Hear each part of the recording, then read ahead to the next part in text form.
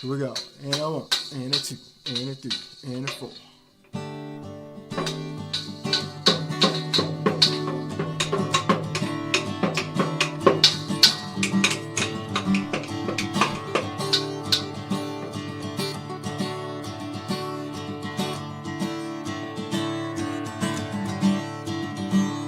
I was buried beneath my shame. Who could carry that kind of weight? It was my dream till I met you. Oh, I was breathing but not alive. All my failures I tried to hide. It was my tune till I met you. You called my name and I ran out of that grave, out of the darkness into your glorious day. You called my name and I ran out of that grave, out of the darkness into your glorious day.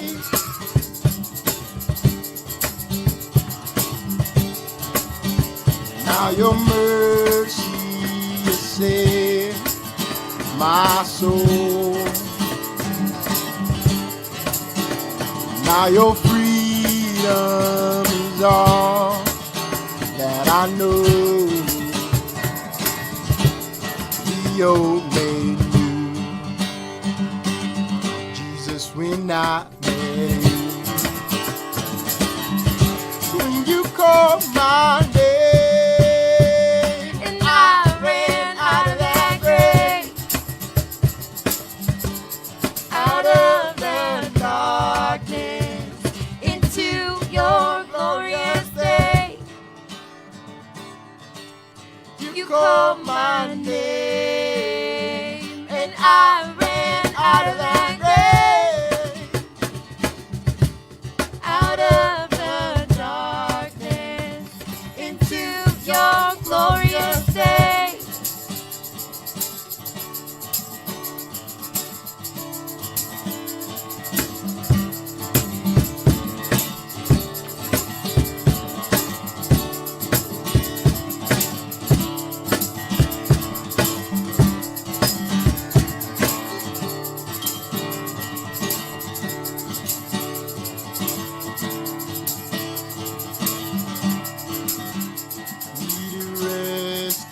My sin was heavy, the chains break at the weight of your glory. I needed shelter, I was an orphan. Now you call me a citizen of heaven. When I was broken, you were my healing. Now your love is the air that I'm breathing. I have a future, my eyes are open. And when you call my name, I ran out of that grave, out of the darkness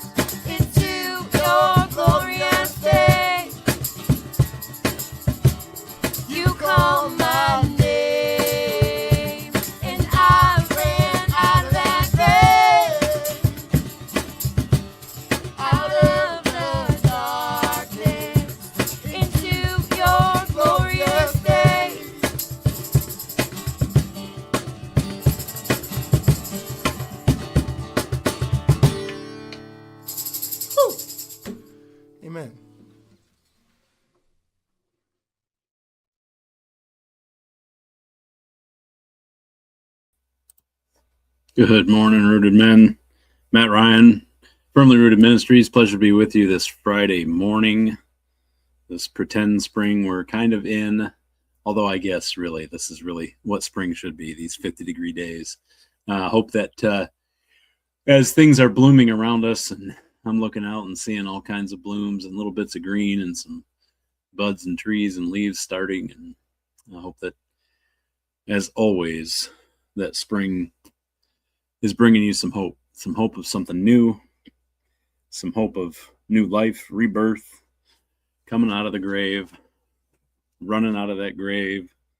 That song always makes me happy. I love the way that Aaron and Adrian did that, and I love using that intro for that reason. But I've been doing a bunch of mowing this week, and it's got me out there thinking about creation and coming back and all that kind of stuff. So hopefully that this time of year is as positive for you as it is for me.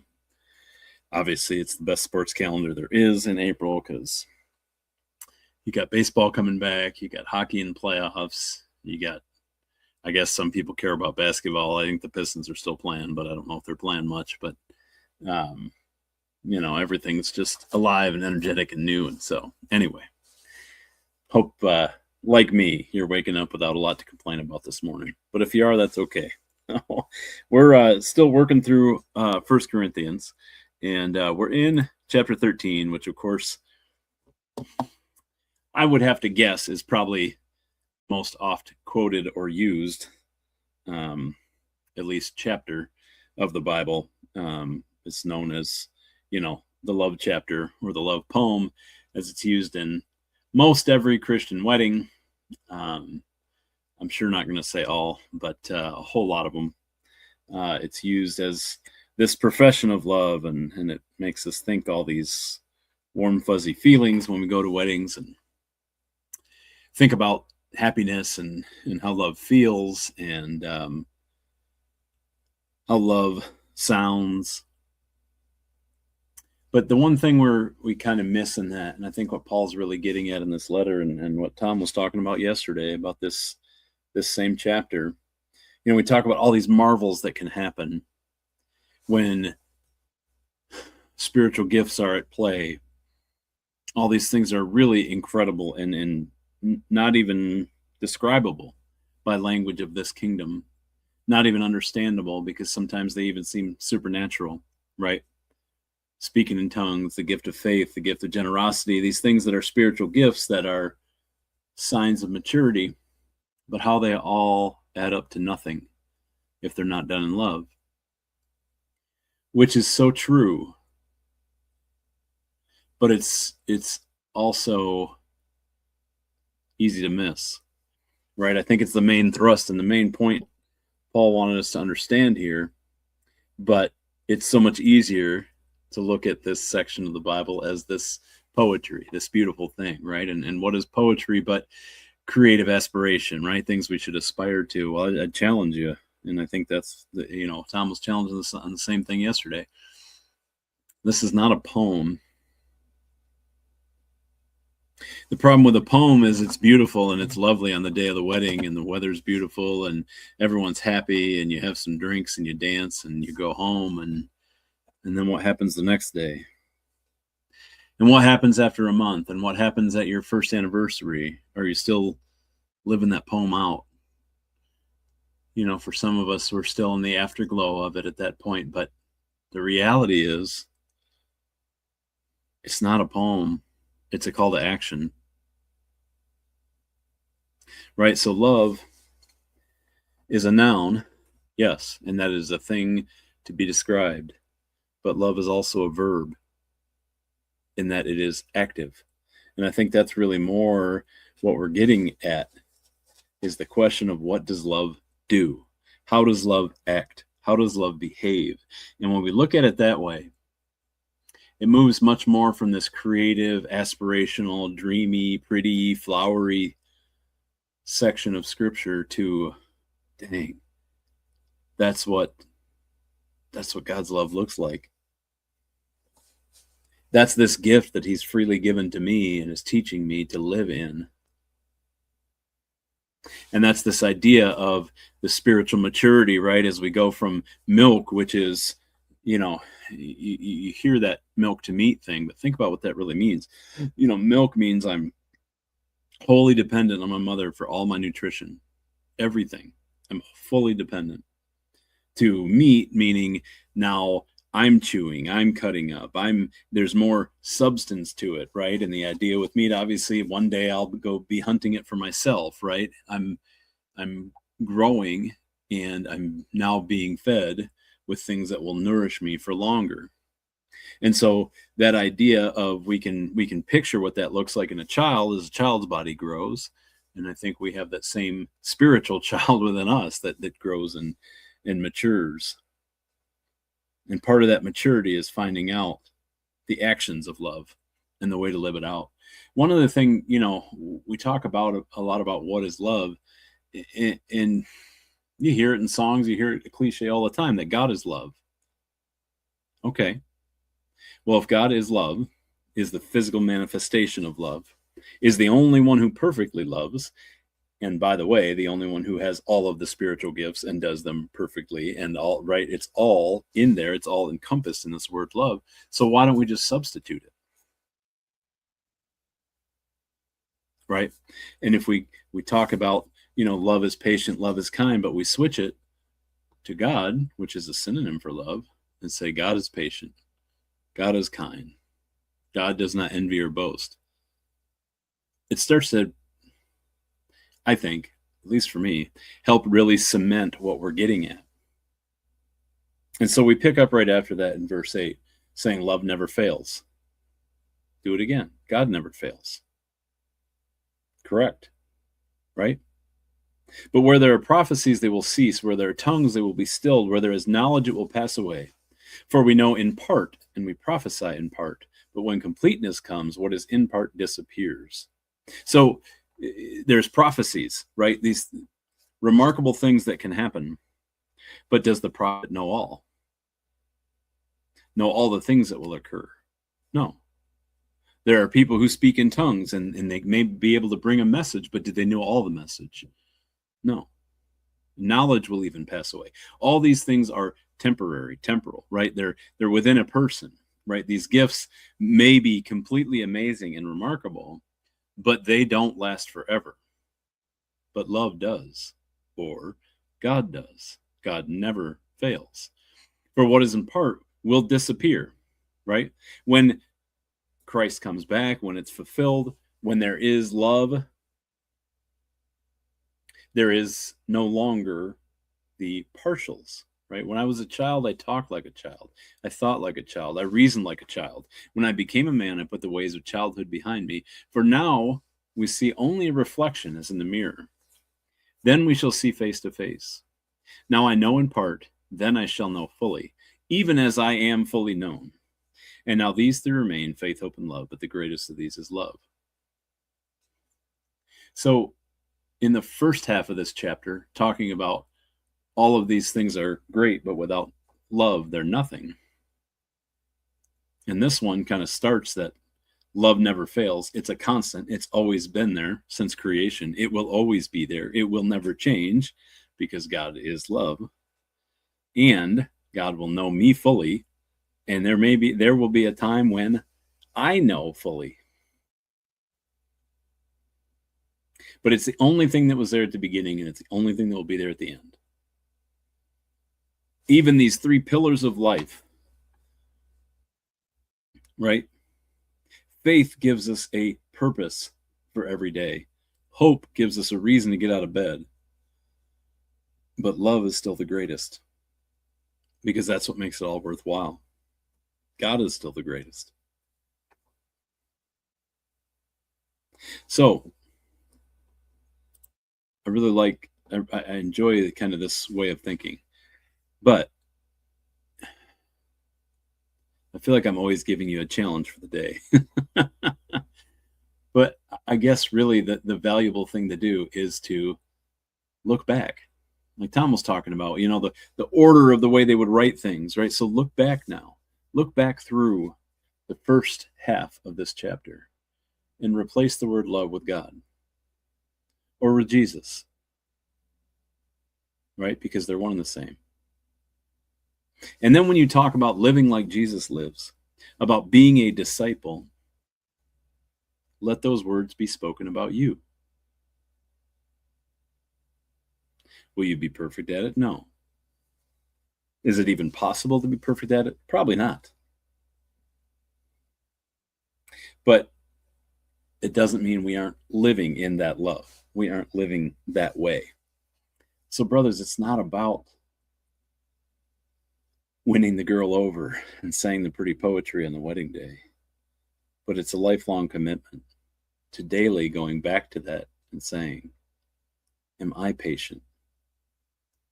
Is Matt kind? Does Matt envy or boast? Right? Gosh, when you make it so personal, it feels so different, doesn't it? And when we think of it as a verb, as an action, as a call to action, it's so different.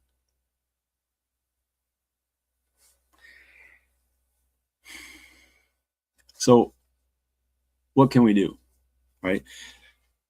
How can we self-analyze, right? Can we honestly grade ourselves to think through the things? Patience. Am I patient with my family, with my church members, with my colleagues at work, the slow driver in front of me? Where might God be inviting me to focus in extending grace and patience? You know, I'm not a note taker. I always wish I was. But this is one of those things I think it's worth taking notes on, because it's worth going through this as a practice for some time.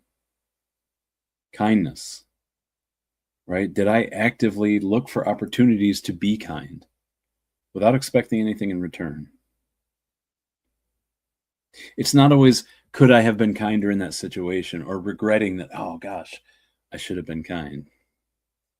It's, am I practicing it? Am I learning how to do it and be it?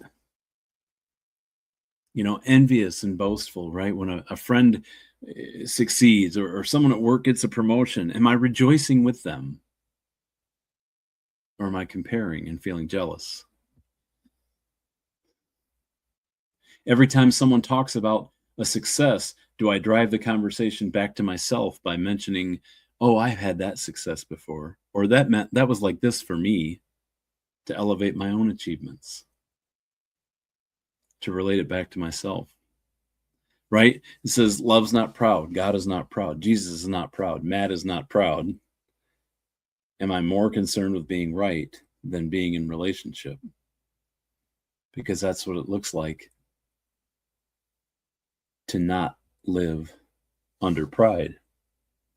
Is there even a seed of pride hidden in me? Do I act like I know it all? Right? It says that love is not self-seeking. When I'm dealing with people, when I'm talking to people, when I'm making decisions, how often am I asking what's in it for me? One that many of us struggle with, including me. Love is not easily angered. What little thing might go wrong that set me into anger or threatened to? When little things came up, or something that would have angered me, did I stop and hand it to God? Or did I allow it to explode and fester? Right? The poem, the verse also says that love keeps no record of wrongs. Were there old hurts that I'm replaying in my mind? Intrusive thoughts, as they call them in the therapy world. Part of anxiety is what you'll get diagnosed with if those thoughts are running in your mind. What would it look like to bury the hatchet, close the grudge, pain, the disappointment? To finally forgive and let go. To talk to the people and tell them how you felt, and tell them that you've carried it. For some of us, that's still possible. For some of those, it's not. Some of them, it's not advisable to. But that's what it looks like when it's active, when it's a verb, when it's doing. So, gentlemen, I just want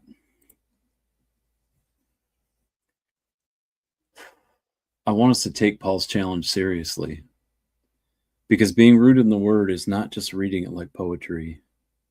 It's not just hearing it and speaking it and spreading it and enjoying it and thinking it's pretty at a wedding, but it's stopping and going, okay, how does this apply to me?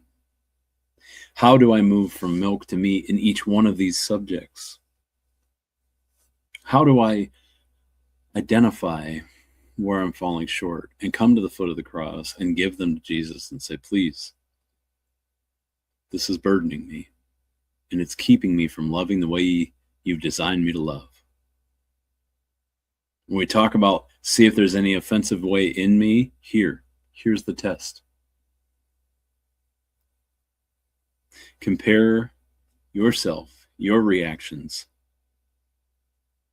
to those outlined in 1 Corinthians, starting with verse 4, chapter 13, starting with verse 4.